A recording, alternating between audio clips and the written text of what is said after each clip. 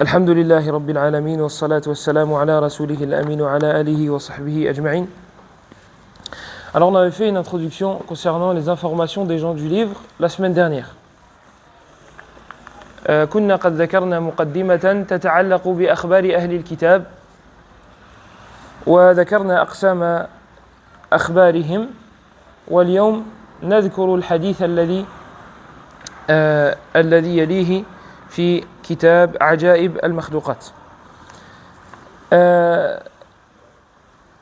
Il faut savoir que les juifs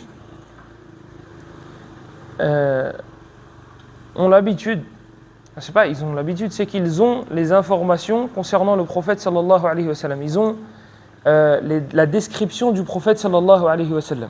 Donc eux attendaient un prophète et ils savaient qu'il allait venir, alayhi salatu wa sallam, et ils avaient ses caractéristiques. Allah subhanahu wa ta'ala dans plusieurs versets nous le dit.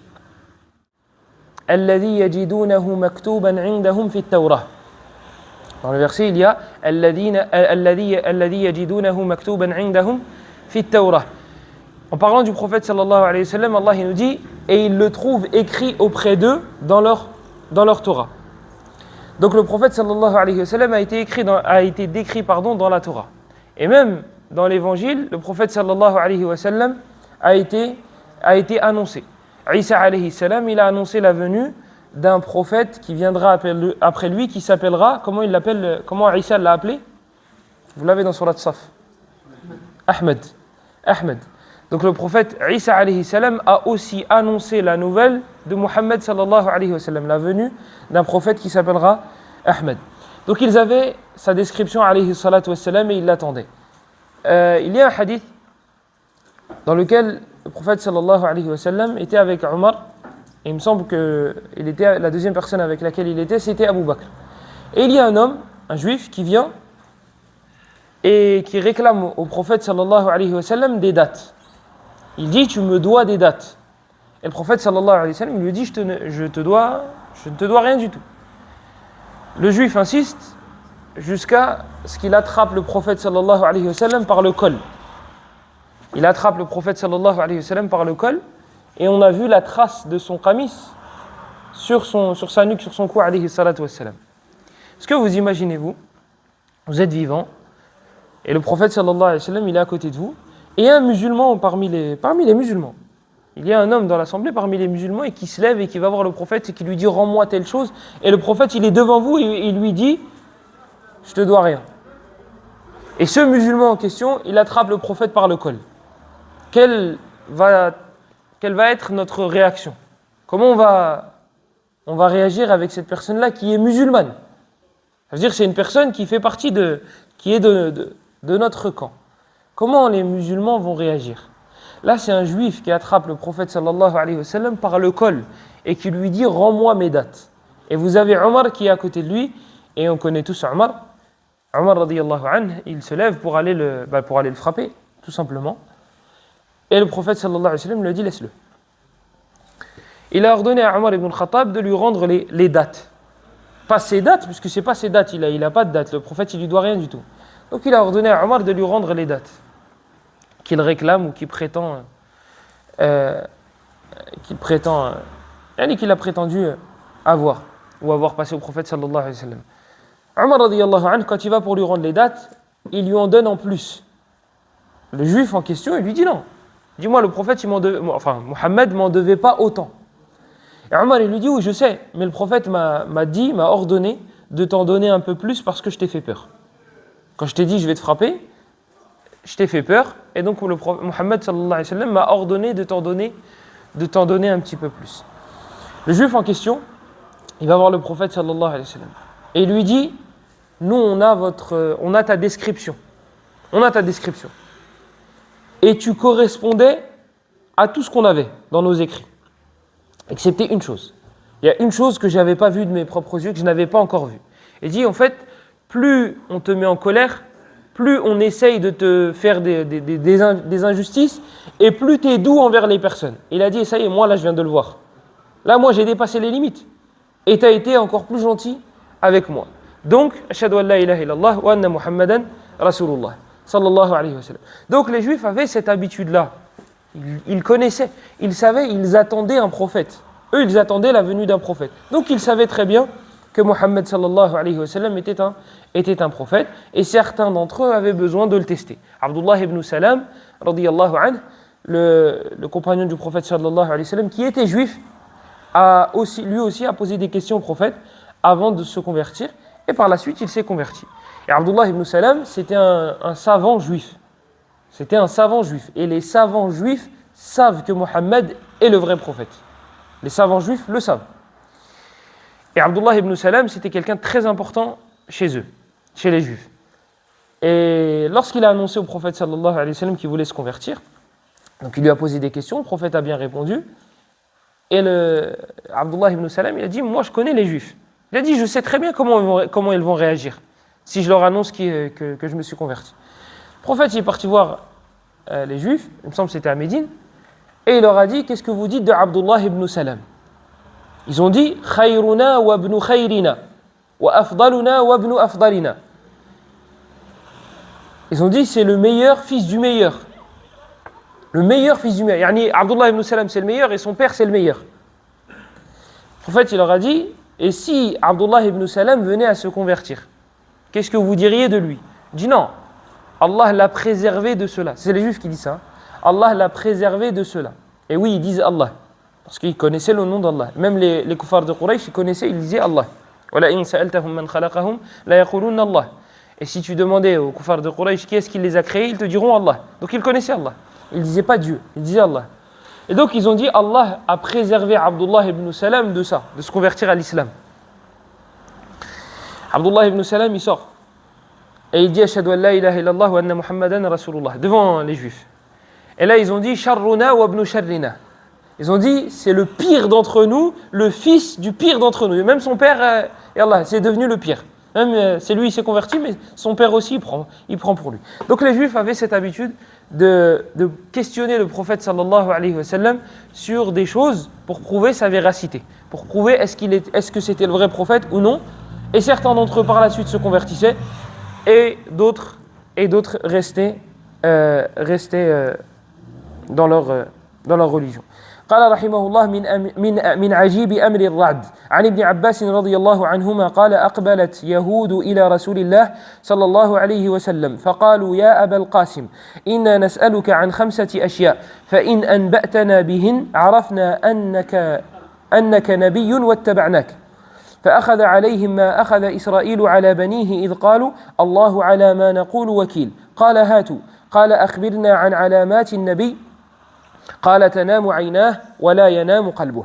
Donc Abdullah ibn Abbas radiyallahu anhuma, il nous dit que des juifs sont partis voir le prophète sallallahu alayhi wa sallam et ils lui ont dit nous allons te poser 5 questions. Nous allons te poser 5 questions. Si tu réponds correctement à ces 5 questions, alors nous croirons en toi et nous te suivrons.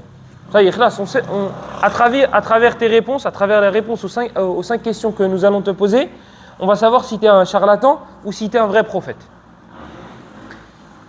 Et ils ont dit, on s'engage. Comme ils ont dit, Allahu ala ma naqulu shahid. Allah est témoin de ce qu'on dit. Qala hatu. Il leur a dit, vas-y, allez-y, donnez, posez vos 5 questions. Ils ont dit la première, quel est le signe d'un prophète? Quel est le signe d'un prophète? Et ce signe-là, Anas ibn Malik radiyallahu anhu, il nous dit que ce n'est pas propre à notre prophète à nous, sallallahu alayhi wa sallam, c'est quelque chose qui était présent chez les prophètes.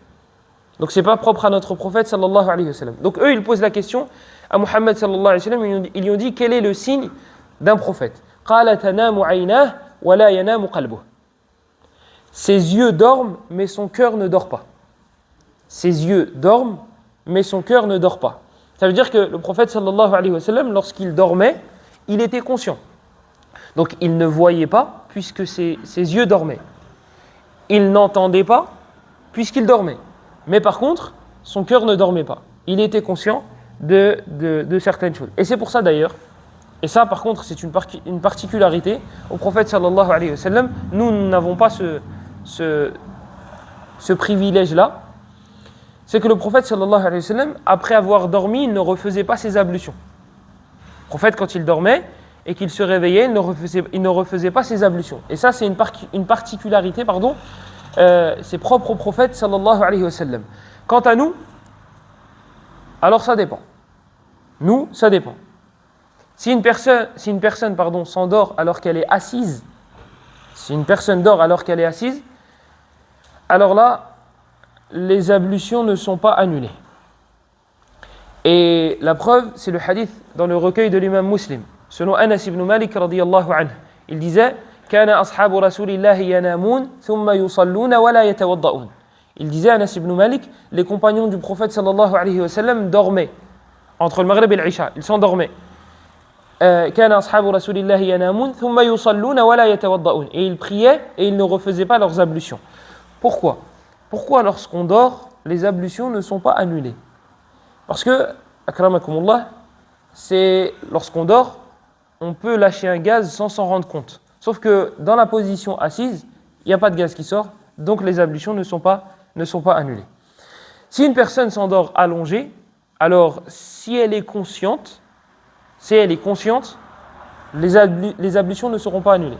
Si par contre elle est inconsciente, les ablutions seront annulées. Et les savants ils disent quand est-ce que on dort profondément et quand est-ce qu'on ne dort pas profondément. Ils donnent l'exemple du stylo.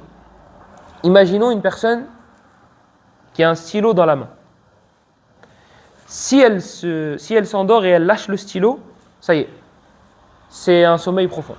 Si par contre elle s'endort et son stylo est toujours dans la main et elle ne le lâche pas, c'est pas un sommeil profond. Donc ils donnent cette image-là pour différencier les deux types de sommeil, le sommeil profond et le sommeil qui ne l'est pas. Il y a certaines personnes qui ont la flemme de refaire leurs ablutions, donc elles disent non t'inquiète, je ne me suis pas endormi. C'est dommage parce que la prière du coup elle sera caduque et il y a même certains savants chez les Malikites et avant eux chez les Hanafites qui disent que celui qui fait la salat, celui qui fait la prière sans ses ablutions volontairement, eh bien il est sorti de l'islam. Il est sorti de l'islam. Pourquoi? لأنه كالمستهزئ. Parce que c'est comme si c'était quelqu'un qui se moquait.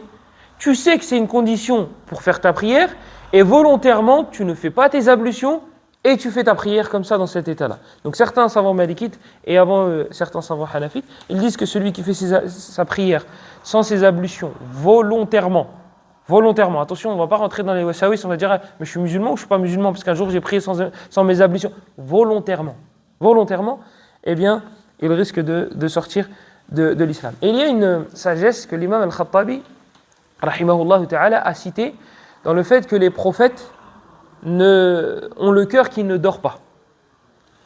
Il y a derrière cela une grande sagesse, c'est que les rêves des prophètes sont des révélations. Ibrahim alayhi salam, comment on lui a révélé, quand est-ce qu'il a reçu la révélation d'égorger son fils? Inni ara fil manami inni ara fil manami anni adbahuk. Il dit je vois en rêve que je dois t'égorger, je dois te sacrifier. Voilà, à la place d'égorger. On doit te sacrifier, que je dois te sacrifier. Donc il dit j'ai vu. Donc ce rêve était une révélation. Donc les rêves des prophètes sont des révélations. Pour qu'ils soient conscients que c'est une révélation, eh bien Allah subhanahu wa ta'ala a fait en sorte que leur cœur ne dort pas. Donc c'est les deux sagesses derrière le fait que les cœurs des prophètes ne dorment pas. قال تنام عيناه ولا ينام قلبه. قالوا أخبرنا كيف تؤنث المرأة وكيف تذكر. قال يلتقي الماءان فإذا على ماء الرجل ماء المرأة أذكرت وإذا على ماء المرأة آنثت.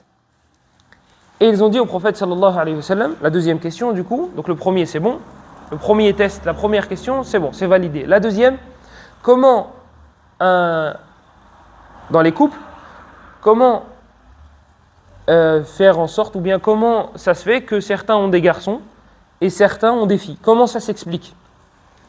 Alors le prophète sallallahu alayhi wa sallam a dit que lorsque le sperme de l'homme précède celui de la femme, eh bien ce sera un garçon.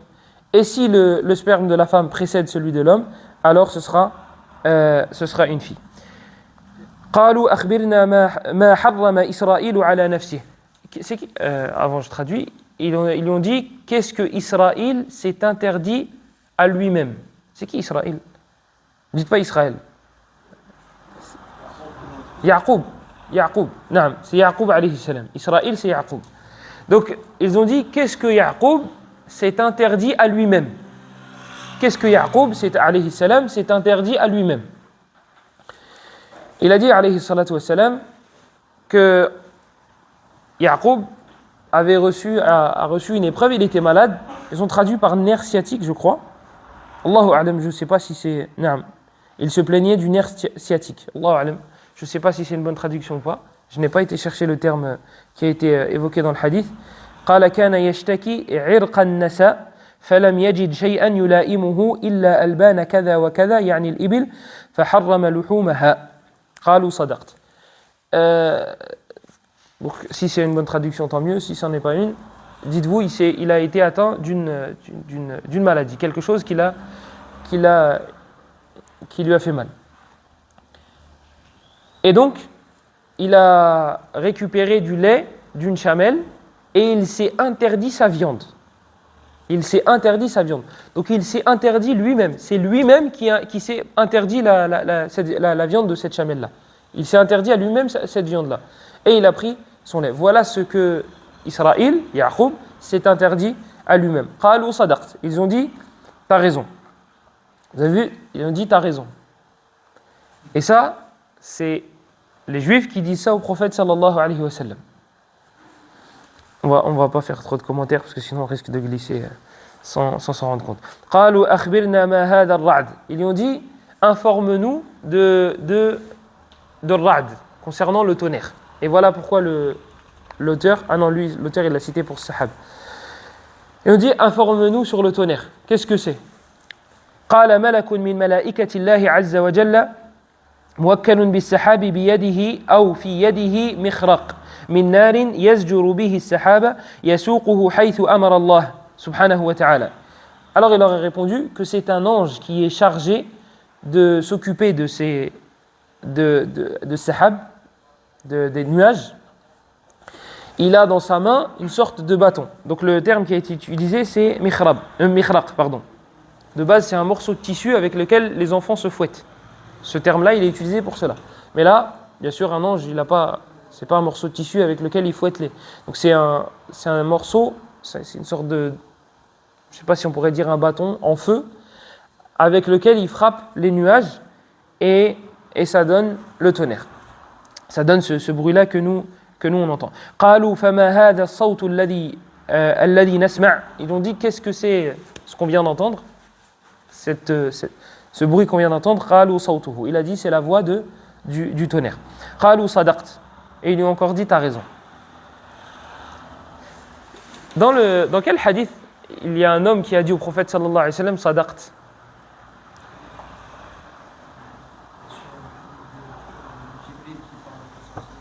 Exactement, ahsant. Le hadith dans lequel le prophète sallallahu alayhi wa sallam, il nous dit que Jibril alayhi salam est venu ataakum yu'allimakum dinakum. Le hadith de Omar dans Sahih Muslim. Et il est dans le Bukhari Muslim sur Abu Huraira. L'homme qui est rentré dans la mosquée et qui a questionné le prophète sallallahu alayhi wa sallam. Il n'avait aucune trace de voyageur. Il avait les cheveux noirs, qamis blanc. Et il a dit au prophète akhbirni anil islam. Informe-moi sur l'islam. Naam. Il s'est rapproché du prophète sallallahu alayhi wa sallam, oui. Et il s'est assis. فجلس إلى النبي صلى الله عليه وسلم فأسند ركبتيه إلى ركبتيه. Il a mis ses genoux contre les siens. وضرب على كفيه. Et il a mis ses mains. ووضع كفيه على فخذيه. Et il a mis ses mains sur ses cuisses. Ici, ses cuisses, les savants ils divergent. Est-ce que c'est ses cuisses à lui ou bien les cuisses du prophète sallallahu alayhi wa sallam? Et le mieux, c'est de dire ses cuisses à lui, pas les cuisses du prophète. Parce que Jibril alayhi salam, il est venu enseigner la religion.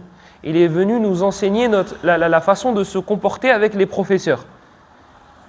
Et je doute que les professeurs apprécieraient que tu viennes et tu mettes tes mains sur ses cuisses. Ce serait un petit peu bizarre. Donc c'est ses cuisses à lui, SES, pas CES. Donc SES, ses cuisses à lui, alayhi salam. Et il a demandé au prophète sallallahu alayhi wa sallam, akhbirni anil islam, akhbirni anil iman, etc.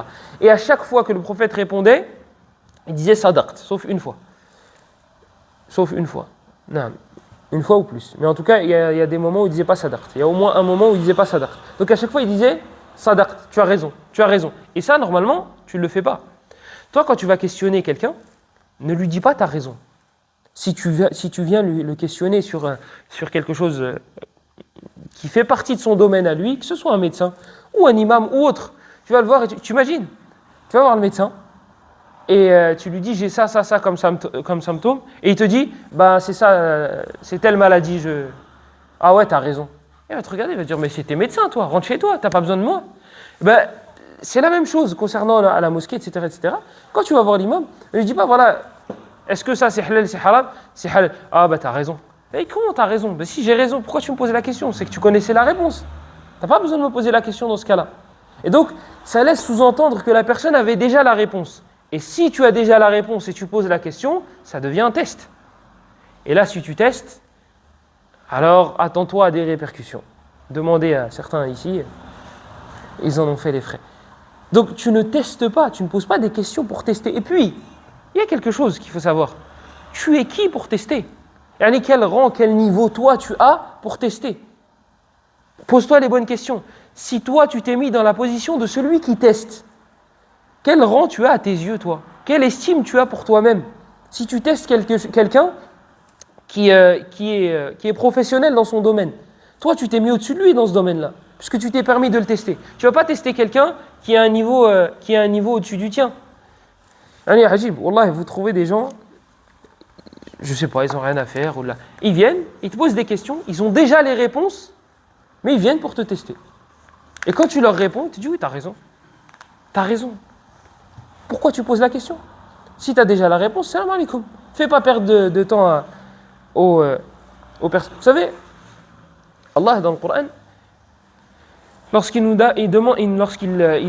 parle de l'appel à Allah, lorsqu'il nous parle de la da'wa, d'appeler à lui, il n'a pas dit appeler avec gentillesse. Il n'a pas dit appeler avec gentillesse.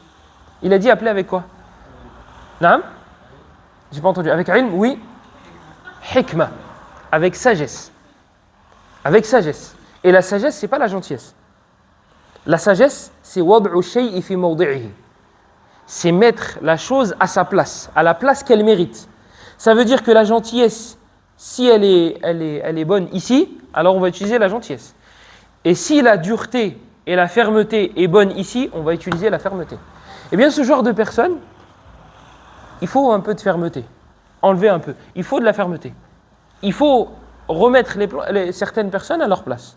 C'est comme je vous avais déjà dit, la personne qui me dit Jumu'ah, tu ne peux pas la faire 2 fois.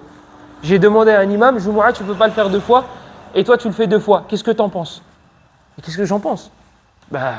Tu viens de me dire que mon Jumu'ah, il n'est pas bon. Et tu viens de me dire que tu as demandé à un imam. Qu'est-ce que tu veux que je te dise? Tu veux vraiment que je te dise ce que je pense? Vaut mieux pas.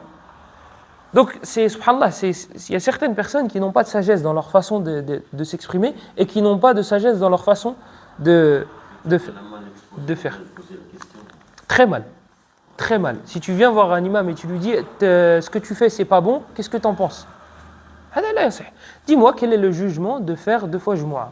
Voilà. Là, je te réponds. Mais tu me dis, j'ai posé la question à un imam, faire 2 fois Jumu'ah, c'est pas bon, qu'est-ce que tu en penses? Je vais te dire ce que je pense. Et ça va pas te plaire. قالوا فما هذا الصوت الذي نسمع قال صوته قالوا صدقت إنما بقيت واحدة وهي التي نبايعك إن أخبرتنا بها. Ici, il commence à chercher des excuses. Ils ont vu que le prophète sallallahu alayhi wa sallam avait bien répondu aux 4. Et donc là, il fallait trouver une faille, il fallait trouver une excuse, il fallait trouver un truc. Et là, ça y est. Là, ils lui ont dit, on va te poser une 5e question. Et ça y est, c'est celle-là qui va être là. Et regardez, subhanallah, c'est pas celle-là en vrai qui est déterminante. C'est pas cette réponse-là. Mais ils ont vu qu'il avait bien répondu aux 4. Donc forcément, il faut trouver une échappatoire. Regardez. Donc ils lui ont dit, si tu réponds bien à celle-là, c'est bon.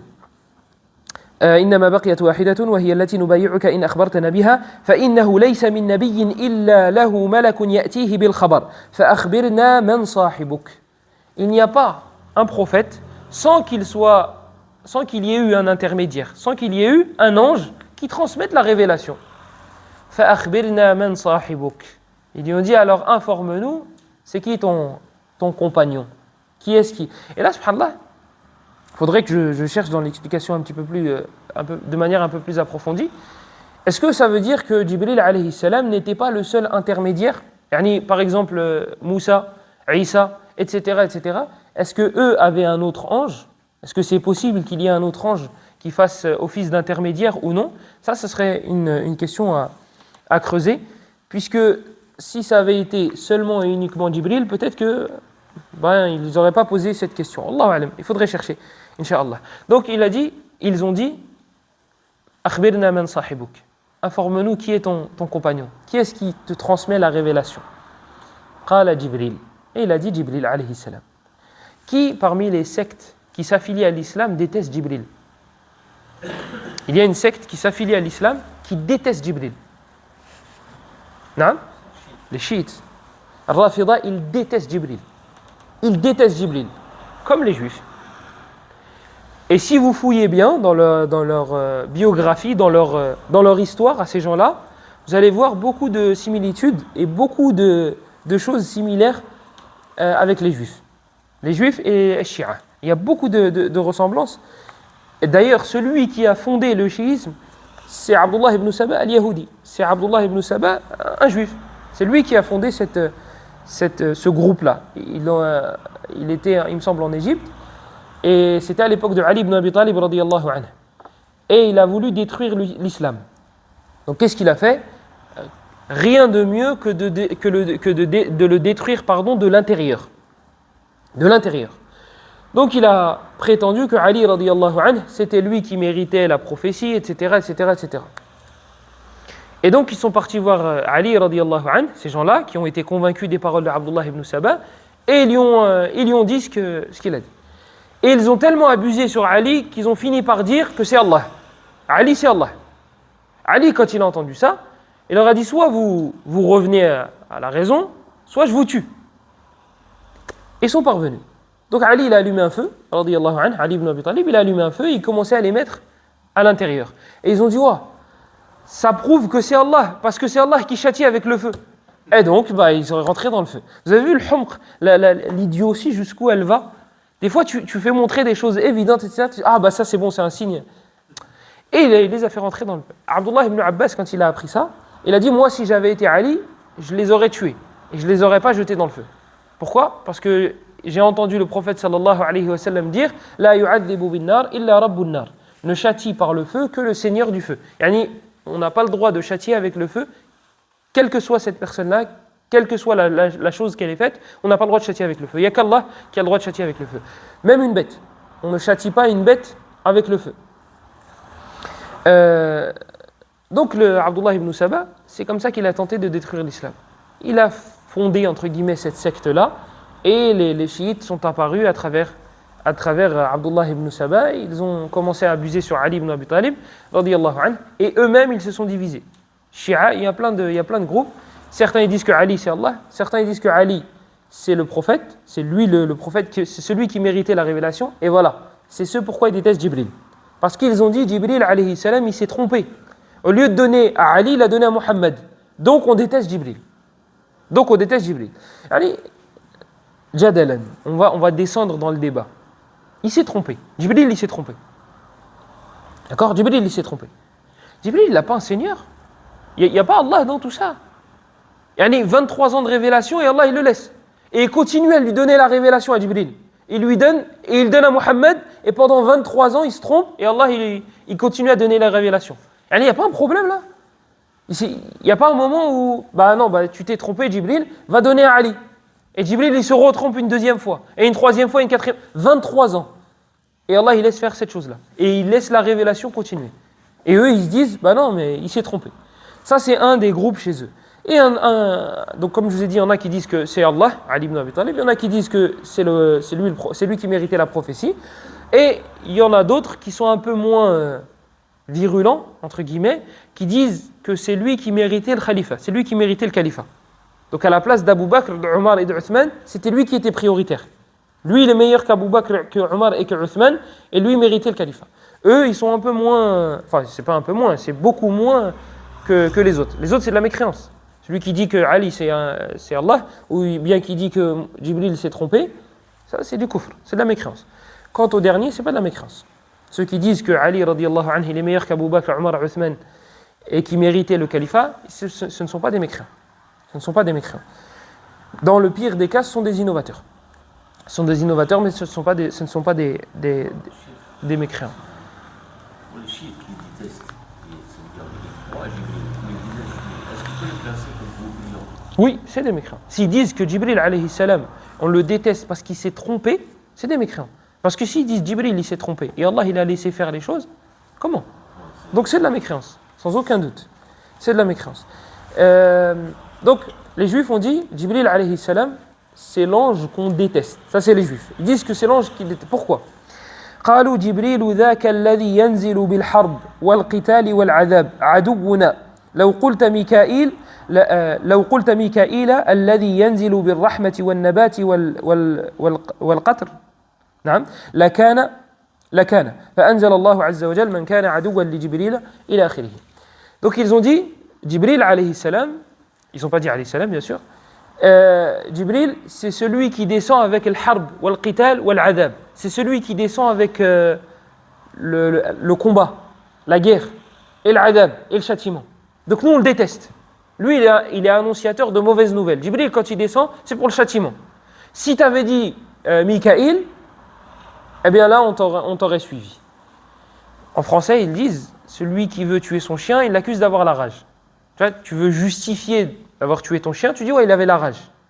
Ben là, en fait, eux, ils voulaient justifier le fait de ne pas avoir suivi Mohammed. Donc il leur fallait un argument pour pas qu'ils repartent idiots. Donc ils ont dit non, mais en fait, t'as vu, c'est parce que toi, c'est Jibril. Et toi, qu'est-ce que ça te fait? Que ce soit Jibril ou la Mikaïl ou la Israfil ou la Malakul Maut, toi, tu le vois pas. Qu'est-ce que ça te fait, toi? Que ce soit tel ange ou tel ange ou tel ange qui soit l'intermédiaire entre Mohammed sallallahu alayhi wa sallam et son Seigneur. Ou bien entre son Seigneur et Mohammed. Qu'est-ce que ça va changer à ta vie? Mais il fallait une excuse. Il fallait un prétexte. Un prétexte. C'est mieux qu'une excuse. Il fallait un prétexte. Et donc ils ont dit, non, ben vas-y, c'est parce qu'en fait c'est Jibril. Si tu nous avais dit Mikaïl, et Wallahi alladhi la ilaha illahu, si Mohammed avait dit Mikaïl, Wallahi il ne l'aurait pas suivi. Ils auraient trouvé une excuse. Oui, mais t'as vu, lui il vient avec la pluie, etc. Et la pluie, on peut se noyer, ou là je sais pas quoi. Donc, quelle que soit la phrase la réponse, elle était déjà faite. Ils ne voulaient pas suivre Mohammed sallallahu alayhi wa sallam et il leur fallait une excuse. Et peut-être même qu'ils savaient déjà que c'était Jibril alayhi salam et que du coup, Allah subhanahu wa ta'ala a fait descendre, a révélé le verset dans Surat al-Baqarah Man kana aduwwan li Jibril fa innahu nazzalahu ila akhirih. Donc Allah subhanahu wa ta'ala dans ces versets-là, puisqu'il y en a deux, il nous dit que celui qui est l'ennemi de ces anges, de ces messagers, et avant cela d'Allah, eh bien certes Allah est l'ennemi des infidèles. Et ici, il y a une parenthèse à faire. C'est que normalement, lorsqu'on aime Allah et son messager, sallallahu alayhi wa sallam, on aime ceux qu'Allah aime. Donc ceux, écrivez-le des deux manières. C-E-U-X et C-E. On aime ceux, les gens, et on aime ceux qu'Allah aime, les endroits qu'Allah aime. Donc, les choses qu'Allah aime, on va les aimer. Les personnes qu'Allah aime, on va les aimer. Et si quelqu'un venait à se poser la question, mais comment on sait nous si Allah il aime une personne ou pas? Non, on ne peut pas savoir ça. Eh bien, on va se fier aux signes. Et on va se contenter de al-zahir. On va se contenter des choses apparentes. Nous, on ne rentre pas dans les cœurs. Ouais, mais peut-être c'est un hypocrite. Ouais, mais peut-être ça. Ça, c'est pas de notre sort. Ça, tu touches pas à l'intérieur. Ouais, il a fait ça de manière ostentatoire. Ouais, il a fait ça. Touche pas au cœur. Ce qui est apparent de la personne, son accrochement, son suivi de la sunna du prophète sallallahu alayhi wa sallam, toi tu vas te fier à ça. Si tu vois une personne, elle est tout le temps à la mosquée. Si tu vois une personne, elle déteste le haram. Si tu vois une personne, lorsqu'une chose concernant l'au-delà est citée, elle s'y accroche et elle court vers cette chose-là, eh bien dis-toi que c'est peut-être une personne qu'Allah aime. Toi, tu te fies aux choses qui sont apparentes. Comme il disait Omar ibn al-Khattab radiyallahu anhu. Il disait qu'il y avait des gens qui étaient pris à l'époque du prophète sallallahu alayhi wa sallam par la révélation. Nous, on savait si c'était des hypocrites ou non via la révélation. On savait que cette personne-là mentait ou non, parce qu'on avait le prophète sallallahu alayhi wa sallam qui nous disait tel c'est un hypocrite et tel ce n'est pas un hypocrite, tel est sincère et tel elle ne l'est pas. Et encore, il ne le faisait pas tout le temps. Mais maintenant que le prophète sallallahu alayhi wa sallam est mort, on n'a aucun moyen de savoir ce qu'il y a à l'intérieur des cœurs. Donc on se fie aux choses qui sont apparentes. Donc si en apparence, il y a une personne qui est attachée à la religion, qui est attachée aux mosquées, qui est attachée aux choses qu'Allah aime, qui est attachée aux gens qu'Allah aime, et qu'il y a des signes qu'Allah l'aime, alors nous, on va l'aimer, et c'est cette fameuse chose-là, que les gens répètent et qu'ils ne comprennent pas, je t'aime en Allah. C'est ça, aimer en Allah. C'est ça que ça veut dire aimer en Allah et détester en Allah. Aimer en Allah, ça veut dire j'aime cette personne-là en fonction de sa relation avec Allah. Cette personne-là, elle a l'air d'être proche d'Allah, elle a l'air d'être plus proche d'Allah que celle-là. Donc j'aime plus celle-là que celle-là. C'est ça que ça veut dire aimer en Allah. Et détester en Allah, c'est l'inverse. Lorsque tu vois une personne, elle est loin de la religion, elle est loin de ce qu'Allah a ordonné, tu vas la détester en Allah. Si elle insulte la religion matin, midi et soir, bien si elle n'est pas musulmane, tu vas la détester en Allah. Mais ça ne veut pas dire qu'on va mal se comporter envers cette personne-là. Non, on va l'appeler à Allah. Peut-être que cette personne-là, Allah il va la guider. Peut-être que cette personne-là, Allah il l'aime. Mais actuellement, tu ne vois aucun signe de l'amour d'Allah. Regardez les compagnons du prophète sallallahu alayhi wa sallam. Combien d'entre eux voulaient tuer le prophète ? Combien d'entre eux se sont retrouvés en face de lui lorsqu'il y avait des guerres ? Et ils ont fini où ? Ils ont fini avec le prophète sallallahu alayhi wa sallam et ils ont atteint des degrés qu'on n'atteindra jamais. Alors qu'ils voulaient tuer le prophète sallallahu alayhi wa sallam. Donc, toi, tu ne vas pas être formel. Tu ne vas pas dire cette personne-là, Allah il l'aime, cette personne-là, Allah l'aime, cette personne-là, Allah ne l'aime pas. Ça, tu ne sais pas. Ce sont des estimations. C'est approximatif. C'est à peu près. Et comme je dis, ce n'est pas parce qu'une personne, on va la détester en Allah, qu'on va mal se comporter avec elle. Et le fait d'aimer en Allah et de détester en Allah, cela a des récompenses énormes. Le prophète sallallahu alayhi wa sallam nous dit qu'Allah subhanahu wa ta'ala dira yawm al-qiyamah أين المتحابون في جلالي اليوم أظلهم في ظلي يوم لا ظل إلا ظلي والحديث في صحيح مسلم وفي من حديث أبي هريرة وفي سنن الترمذي من حديث معاذ بن جبل رضي الله عنه قال النبي صلى الله عليه وسلم يقول الله عز وجل المتحابون في جلالي لهم منابر من نور يغبطهم النبيون والشهداء وجاء في الصحيحين من حديث أنس بن مالك رضي الله عنه قال رسول الله صلى الله عليه وسلم ثلاث من كن فيه وجد بهن حلاوة الإيمان أن يكون الله ورسوله أحب إليه مما سواهما وأن يحب المرء لا يحبه إلا لله وأن يكره أن يعود في الكفر بعد أن أنقذه الله منه كما يكره أن يقذف في النار. Donc le fait d'aimer en Allah et de détester en Allah, on a dit que ça avait des récompenses énormes. Le prophète sallallahu alayhi wa sallam nous dit dans le hadith rapporté par l'imam Muslim selon Abu Huraira, il dit qu'Allah subhanahu wa ta'ala dira le jour de la résurrection, ceux qui s'aiment en moi, ceux qui s'aiment pour moi, al-mutahabbuna fi jalali, ayna al-mutahabbun. L'autre c'est le hadith de Mu'ad. Ayna al-mutahabbuna fi jalali. Où sont ceux qui s'aimaient en moi, en ma majesté, ceux qui s'aimaient en Allah. Aujourd'hui, je vais les mettre sous l'ombre de mon trône le jour où il n'y aura aucune autre ombre que celle de mon trône. Et vous savez, les gens ils disent l'arabe c'est difficile. La langue française, elle est plus difficile. Juste au niveau de l'articulation, c'est dur. C'est dur. C'est plus compliqué, on va dire. Dans le recueil de l'imam dans le Sunan at-Tirmidhi, selon Mu'ad ibn Jabal radiyallahu anhu, il nous dit que le prophète sallallahu alayhi wa sallam a dit, Allah dit al-mutahabbuna fi jalali, ceux qui s'aiment en ma majesté, lahum manabiru min nur, ils auront des chairs de lumière, des chairs, vous savez la chose sur laquelle on monte par exemple le jour du vendredi, le minbar, lahum manabiru min nur, pour pas que vous imaginiez la chair, la peau. La chair, ils auront des chairs en lumière. Lahum manabiru min nur yaghbituhum an-nabiyyuna wash-shuhada. Al-ghibta, c'est le fait de vouloir, de désirer, d'envier quelqu'un. Donc, ils auront des chairs de lumière le jour de la résurrection. Yaghbituhum an-nabiyyuna wash-shuhada. les martyrs et les prophètes les envieront. Ils vont les envier, ils vont envier ces gens-là. Vous avez vu les catégories, les deux catégories là, de personnes qui vont envier ces gens-là? An-Nabiyoun wa Shuhada, les prophètes et les martyrs. Ça, c'est deux catégories de personnes qui ont des récompenses immenses et énormes, les prophètes et les martyrs. Eh bien, eux, lorsqu'ils vont voir la récompense de ceux qui s'aimaient en Allah, ils vont les envier. لهم منابر من نور يغبطهم النبيون والشهداء هذا في سنن الترمذي. Et le troisième hadith, c'est le hadith, vous vous rappelez du rapporteur? Anas ibn Malik. Ahsan. Et il est où le hadith? On a dit le premier dans Muslim, le deuxième Tirmidhi, le troisième Bukhari Muslim. Bukhari Muslim. Selon Anas ibn Malik radiyallahu anhu, une fois, le Cheikh Muqbil rahimahullah, il a cité un hadith et il a dit rawahu Muslim. Il a dit il est rapporté par l'imam Muslim. Et un de ses élèves, il s'est levé. Il a dit le Cheikh, il n'est pas dans Sahih Muslim. Le Cheikh, il a des élèves, lui c'est un savant dans le hadith et il a des élèves qui sont très forts dans le hadith. Donc il a dit rawahu Muslimun min al-muslimin. Il a dit il a été rapporté par un musulman parmi les musulmans. Donc, c'est pas très grave si quelqu'un se trompe dans le takhrij, il est rapporté par tel et il n'est pas rapporté par... Ça n'a pas d'impact énorme. Si par contre on dit il est authentique alors qu'il ne l'est pas, ou inversement, là ça a un impact. Là oui, ça a un impact. Donc le hadith dans le Bukhari Muslim, selon Anas ibn Malik radiyallahu anhu, il dit, le prophète sallallahu alayhi wa sallam a dit ثلاث من كن فيه وجد بهن حلاوة الإيمان. Trois choses. Cheikh Ibn Uthaymin, il disait, lorsque tu enseignes aux gens, il dit pose-leur beaucoup de questions. Pose-leur des questions et il faut que ce soit...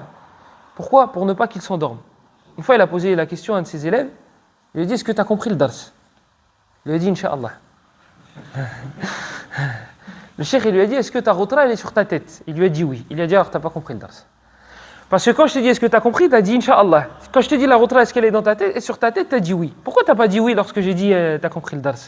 Et donc c'était, vous le voyez même dans ces cours audio, vous voyez qu'il y a des échanges. Et ça, c'est pour ne pas que les gens s'endorment. Donc, on pose des questions et comme ça c'est un petit peu plus vivant. Le problème, c'est quand des gens ils répondent des choses et tu te dis, mais comment je vais réagir?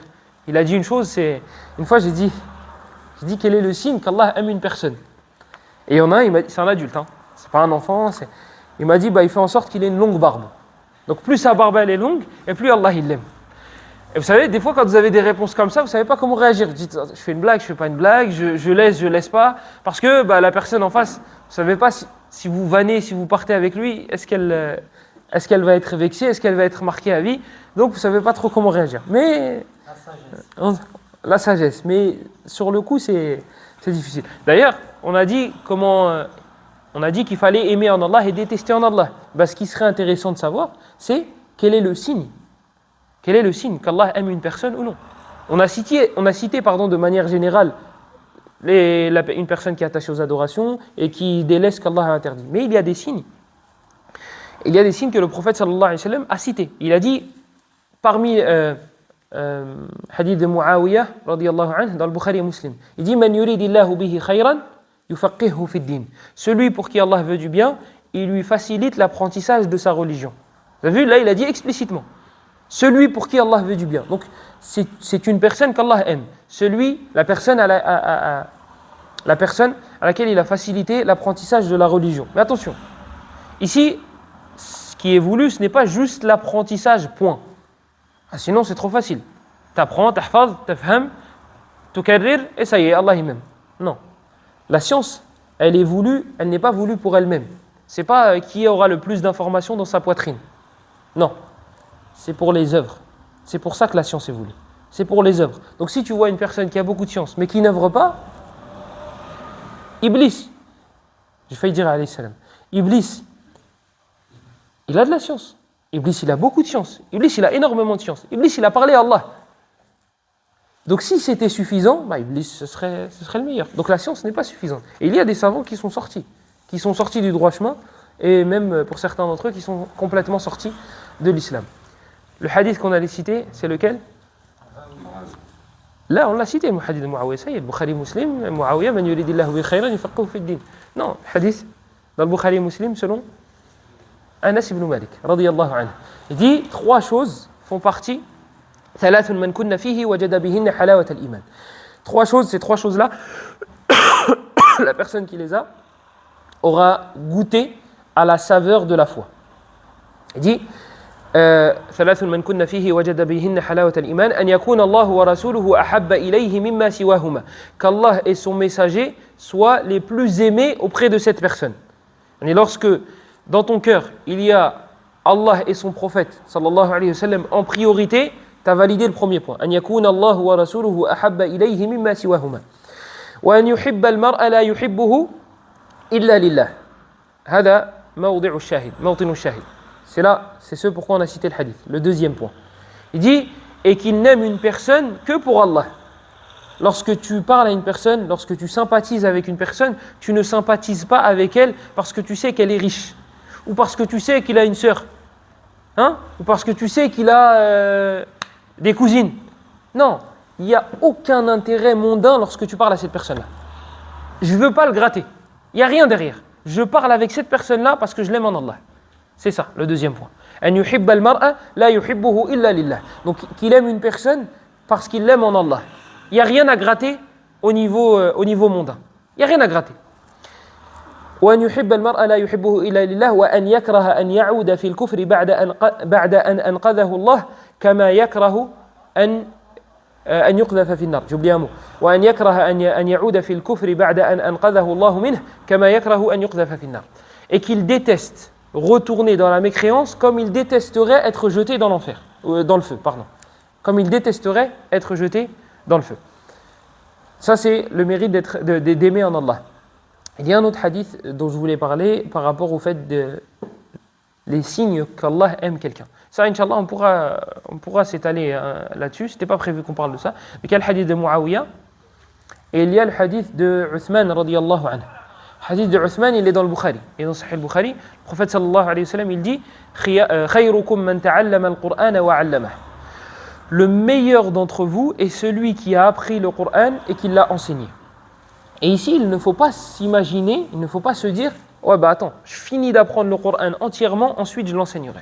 Il y a un savant c'était un muqri, c'était une personne qui enseignait le Coran aux gens. Il l'enseignait. Lui, bien sûr, il avait le Coran entièrement. Et il est mort. Et un de ses élèves l'a vu en rêve. Il lui a dit, qu'est-ce qu'Allah a fait de toi? Il a dit, il m'a pardonné.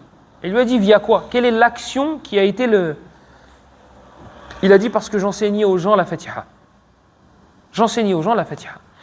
Là, c'est un muqri. C'est un gars, il enseignait le Fatiha, le Baqara, le Imran, le Nisa, le Maïda, l'An'am, l'A'raf, l'Anfal. Il enseignait aux gens le Coran. Et Allah, il t'a pardonné parce que tu enseignais le Fatiha? Comment? Ben, c'est simple. Il n'y a pas de salat sans le Fatiha. C'est un rukn min arkani as-salah. C'est un pilier parmi les piliers de la prière. Toi, en enseignant surat al-Fatiha à quelqu'un, tu es en train d'avoir le ajr, la récompense de sa prière. Lorsqu'il va pour faire la prière et qu'il récite la Fatiha, sans faire de prière surrogatoire, combien de fois on la récite? 17 fois. On la récite 17 fois par jour minimum surat al-Fatiha. Tu t'imagines? La personne à qui tu as enseigné la surat al-Fatiha, elle va la réciter minimum 17 fois par jour. Minimum. C'est approximativement 1200 hasanat la Fatiha. La Fatiha, c'est approximativement 1200 hasanat. Tu fais 1200 fois 17, ça c'est par jour ce que tu gagnes. Tu fais par semaine, par mois, ça te fait combien de hasanat? Donc oui, bien sûr que c'est normal que c'est via la Fatiha qu'il a réussi à... Surat al-Baqarah, c'est très bien. C'est une sourate qui est très importante, etc., etc. Mais on ne va pas la réciter autant de fois que la Fatiha. Et puis, ce n'est pas un pilier de la prière. Donc, la Fatiha, elle est très importante. Donc, ne te dis pas, oui, mais moi, si j'enseigne la Fatiha, qu'est-ce que ça va faire? Là, la Fatiha, c'est très important, c'est même plus important que Surat al-Baqarah et al-Imran, et Nisa, et al-Maïda, etc. C'est plus important, parce que c'est un des piliers de la prière. Il faut que tu l'enseignes, et que tu l'enseignes correctement à tes proches. Donc, si tes proches ont déjà le Fatiha, eh bien, essaye de voir s'il la récite correctement.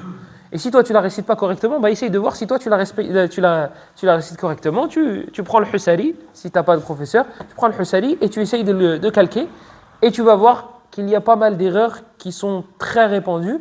Et après tu enseignes aux autres. Et si tu ne veux pas prendre cette responsabilité, dis-leur, écoutez Al-Husari et comparez votre Fatiha à Al-Husari. Et là, toi tu auras été la cause pour que les gens apprennent Surat Al-Fatiha correctement. Donc parmi les signes de l'amour d'Allah envers une personne, c'est il fait en sorte que cette personne-là apprenne le Coran et qu'elle l'enseigne aux autres. خيركم من تعلم القرآن وعلمه. Le hadith, il est où? Hein? Le Bukhari, selon Uthman ibn Affan radiyallahu anhu. Il me semble qu'il y a un livre qui a été écrit, ça fait très longtemps, j'ai entendu parler, mais je n'ai pas. L'auteur a réuni tous les hadiths dans lesquels le prophète sallallahu alayhi wa sallam a dit les meilleurs d'entre vous sont ceux qui font, et ensuite il cite des actes. Et il cite tous les hadiths, il les a réunis, et il a réuni les hadiths. Aujourd'hui, on en a cité un pendant Jumu'ah. La khutbah, on a cité un khiyarukum. C'est ça. Le prophète sallallahu alayhi wa sallam, il dit dans Sunan at-Tirmidhi, le début du hadith, akmalul mu'minina imanan ahsanuhum khuluqa wa khiyarukum li nisa'ihim. Il dit, ceux qui ont la foi la plus complète parmi vous sont ceux qui ont le meilleur des comportements. Wa khiyarukum li nisa'ihim. Et le meilleur parmi vous est celui qui est le meilleur envers ses épouses. Et on a cité tout à l'heure pourquoi le prophète sallallahu alayhi wa sallam a dit, juste après avoir cité le bon comportement, pourquoi il a donné pourquoi il a parlé des femmes juste après. Pourquoi il a dit, et le meilleur d'entre vous est celui qui est le meilleur envers ses femmes. Mais on va pas se répéter. Subhanakallahumma bihamdika ashhadu an la ilaha illa ant nastaghfiruka wa natubu ilayk wa sallallahu wa sallam wa baraka ala nabiyyina Muhammad wa ala alihi wa sahbihi ajma'in wa barakallahu fikum.